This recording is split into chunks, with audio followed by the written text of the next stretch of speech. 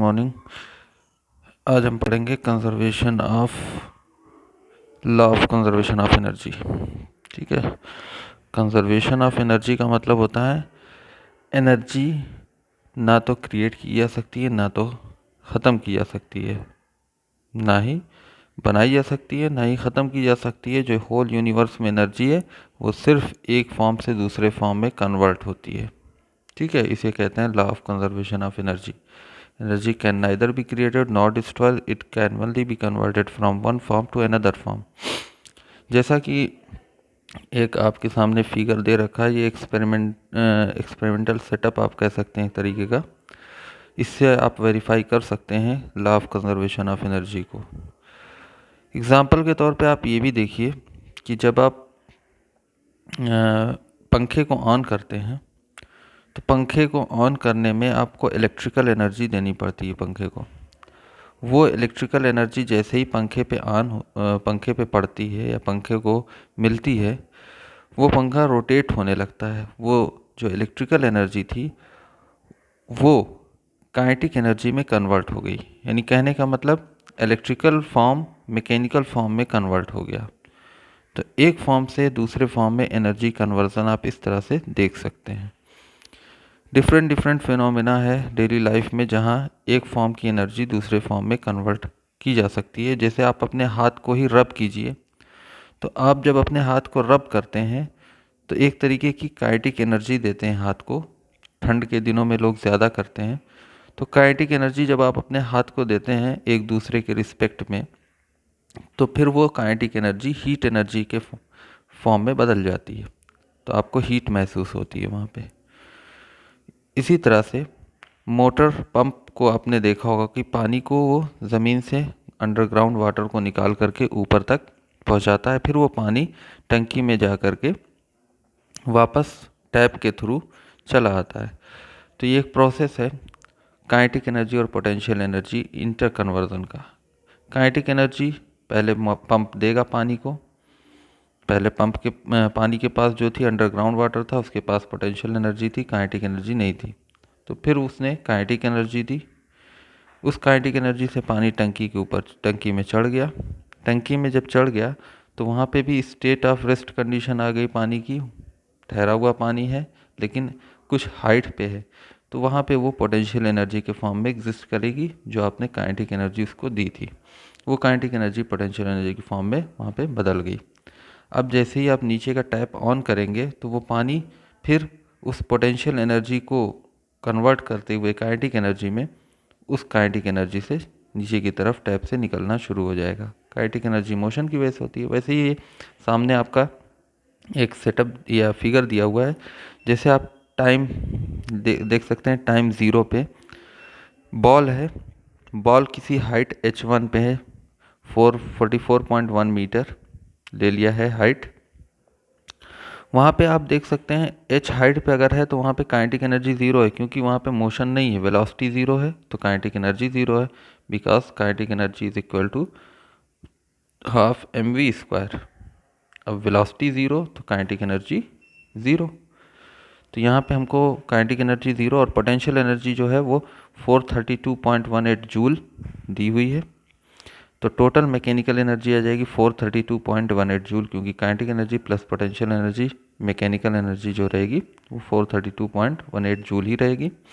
तो ये graphical method में बार ग्राफ से दिखाया हुआ है आपको काइनेटिक एनर्जी और पोटेंशियल एनर्जी का। तो total mechanical energy white colour से है। नेक्स्ट, जब time t is equal to 1 second है, 1 सेकेंड पे आप देखिए वेलोसिटी जो है वो बॉल ड्रॉप हो रही है, तो वेलोसिटी उसमें 9.8 मीटर पर सेकेंड की आई है। एक सेकेंड में तो जाहिर सी बात है उतनी वेलोसिटी आएगी क्योंकि उसका एक्सेलरेशन 9.8 मीटर पर सेकेंड स्क्वायर होगा। तो पर सेकेंड इतनी वेलोसिटी आई, तो काइनेटिक एनर्जी में कुछ इंक्रीमेंट आया क्योंकि वेलोसिटी आ गई। अब हाफ mv² से हम काइनेटिक एनर्जी कैलकुलेट की गई 48.02 जूल। तो जब काइनेटिक एनर्जी में इंक्रीमेंट आएगा तो हाइट तो घट रही है, हाइट घट गई तो potential energy U is equal to mgh से जब निकाला तो हाइट कम हो गई, तो पोटेंशियल एनर्जी में ड्रॉप आया। तो काइनेटिक एनर्जी अब बढ़ रही है, ग्राफ देखिए, काइनेटिक एनर्जी बढ़ रही है तो पोटेंशियल एनर्जी पहले के रिस्पेक्ट में तो कुछ कम होगी। तो वो काइनेटिक एनर्जी जो है, पोटेंशियल एनर्जी जो पहले थी, वो उसका कुछ फॉर्म काइनेटिक एनर्जी में कन्वर्ट होना शुरू हो गया। नेक्स्ट, तब मैकेनिकल एनर्जी आप देख रहे हैं जोड़ने पे फिर भी 432.18 जूल ही आ रही है, जो पहले के केस में था। Third case t is equal to 2 second पे है। 2 सेकेंड पे वेलोसिटी जो होगी वो कुछ और इंक्रीज़ करेगी यहाँ पे, जो कि 29.4 मीटर पर सेकेंड है दूसरे सेकेंड पे। तो ये चीज़ काइनेटिक एनर्जी को इंक्रीज़ कराएगी, क्योंकि वेलोसिटी बढ़ रही है तो काइनेटिक एनर्जी इंक्रीज़ करेगी, और हाइट घट रही है तो पोटेंशियल एनर्जी डिक्रीज़ करेगी। तो जो पोटेंशियल एनर्जी जितनी डिक्रीज़ कर रही है उतनी काइनेटिक एनर्जी गेन हो रही है। तो यहाँ पे देख रहे हैं पोटेंशियल काइनेटिक एनर्जी का बार ग्राफ बढ़ रहा है, पोटेंशियल एनर्जी का बार ग्राफ घट रहा है, और मैकेनिकल एनर्जी कांस्टेंट बनी हुई, क्योंकि आप यहाँ पे भी जोड़ेंगे तो मैकेनिकल एनर्जी टोटल 432.18 जूल ही आएगी। इन दोनों को जोड़ करके देखिए तो वही चीज़ आएगी। तो मैकेनिकल एनर्जी यहाँ पे भी कांस्टेंट बनी हुई है।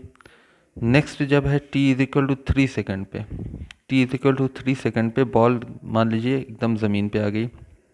जब बॉल ज़मीन पे आ गई तो वहाँ पे नीचे आने पे मैक्सिमम, जब जस्ट टच करने वाली है बॉल ज़मीन पे आने का मतलब ज़मीन को बस टच करने वाली है, तो मैक्सिमम काइनेटिक एनर्जी वहाँ पे उसको 432.18 जूल मिल गई, क्योंकि वहाँ पे वेलोसिटी के हिसाब से हमने काइनेटिक एनर्जी कंसीडर की। 29.4 मीटर पर सेकेंड की वेलोसिटी थी तो वहाँ पे कंसीडर किया, तो ये चीज़ जो आई 432.18 जूल। पोटेंशियल एनर्जी चूँकि हाइट बिल्कुल ज़ीरो हो चुकी है तो पोटेंशियल एनर्जी ज़ीरो हो गई, और मैकेनिकल एनर्जी अभी भी 432.18 जूल ही है। तो कहने का मतलब ये है कि काइनेटिक एनर्जी का कन्वर्जन पोटेंशियल एनर्जी का कन्वर्जन काइनेटिक एनर्जी में, काइनेटिक एनर्जी का कन्वर्जन पोटेंशियल एनर्जी में होता रहता है, और ये कन्वर्जन मैकेनिकल एनर्जी को, टोटल मैकेनिकल एनर्जी को कांस्टेंट बनाए रखता है। तो कांस्टेंट यही है कंजर्वेशन ऑफ एनर्जी, यानी टोटल एनर्जी जो होगी सिस्टम की कांस्टेंट रहेगी, बस एक फॉर्म से दूसरे फॉर्म में वो कन्वर्ट हो जाएगी, रहेगी उतनी ही, लेकिन एक फॉर्म से दूसरे फॉर्म में कन्वर्ट हो जाएगी। इसी को कहते हैं law of conservation of energy. आपकी बुक में पेंडुलम वाला भी एग्जाम्पल दिया हुआ है, उसको भी आप चाहे तो पढ़ सकते हैं। ठीक है, नेक्स्ट है एक और थ्योरम है work energy theorem. Work energy theorem के according the total work done on a body results in change in its kinetic energy. जब हम किसी बॉडी पे वर्क करते हैं तो वो काइनेटिक एनर्जी में चेंज के बराबर होता है। तो टोटल वर्क जो होगा वो change in kinetic energy delta के ई, यानी final kinetic energy minus initial kinetic energy करेंगे तो वर्क डन देगा वो। ठीक है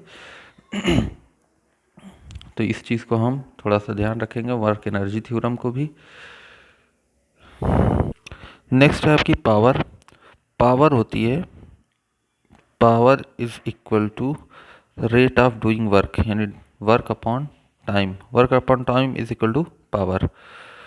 तो rate of doing work is known as power. तो वर्क की अगर एसआई यूनिट लिखा है पावर की, तो ये वर्क की एसआई यूनिट जूल होती है, टाइम की सेकंड होती है, तो जूल पर सेकंड को हम वाट कहते हैं। ठीक है, तो वाट क्या होगा, जूल पर सेकंड, जो कि पावर की एसआई यूनिट है। तो वर्क अपॉन टाइम हमेशा करने पे हमको मिलेगी पावर। पावर की एक और यूनिट होती है जिसको हम कहते हैं हॉर्स पावर। तो 1 हॉर्स पावर जो होती है एचपी, वो 746 वाट के बराबर होती है। 746 वाट, ये आपको याद रखना है। 1 horse power is equal to 746 watt. Work हमने पढ़ा तो उसी का टाइम से डिवीज़न या टाइम से अगर हम इसको डिवाइड करेंगे तो पावर मिलेगी।